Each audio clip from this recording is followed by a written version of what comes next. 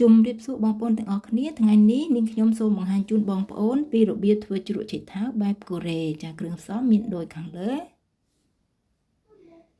ចាជាដំបូងហ្នឹងគឺយើងចាត់ឆៃថាវរបស់យើងរាងជាចង្វាមូល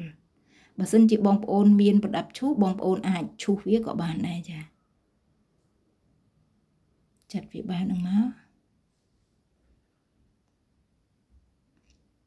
ចាស្ដើងយើង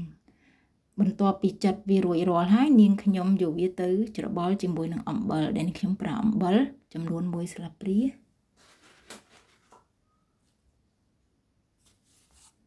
ច្របល់ចូលគ្នាឆៃថាវយើងនឹងអំបិលឲ្យសព្វយើងទុកប្រហែលជា5នាទីឲ្យវាចេញទឹកល្មមប៉ុណ្ណឹងយើងអាចយកវាទៅលាងជាមួយនឹងទឹកស្អាតបាន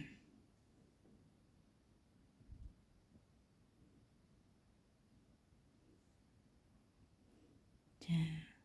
យើងស្រង់វាដាក់កញ្ច្រែងមកទុកចាទុកវាឲ្យស្រស់ទឹកបន្តិចចាដោយសារតែឆៃថាវវាមានជាតិទឹកច្រើនអញ្ចឹងមុននឹងយកទៅច្របល់គ្រឿងហ្នឹងគឺនាងខ្ញុំពូតទឹកចេញសិនចាពូតវាឲ្យស្រស់ទឹកជាដំបូងហ្នឹងគឺនាងខ្ញុំប្រើម្ទេសក្រហមចំនួន3ស្លាបព្រាបាយយើងច្របល់ឆៃថាវជាមួយនឹងម្ទេសយើងឲ្យវាសព្វចូលគ្នាទៅដើម្បីឲ្យ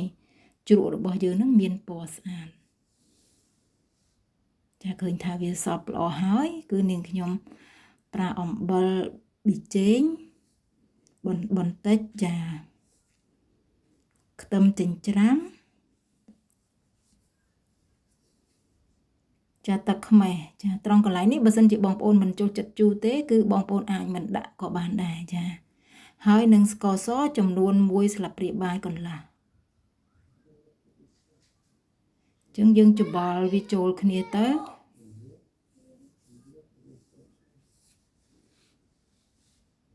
ឃើញថាវាសព្វចូលគ្នាអស់ហើយ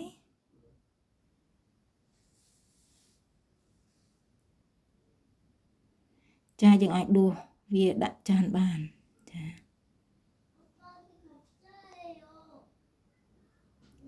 ជ្រក់របស់យើងនឹងវាមានពណ៌ស្អាតដោយសារយើងប្រើម្ទេសក្រហម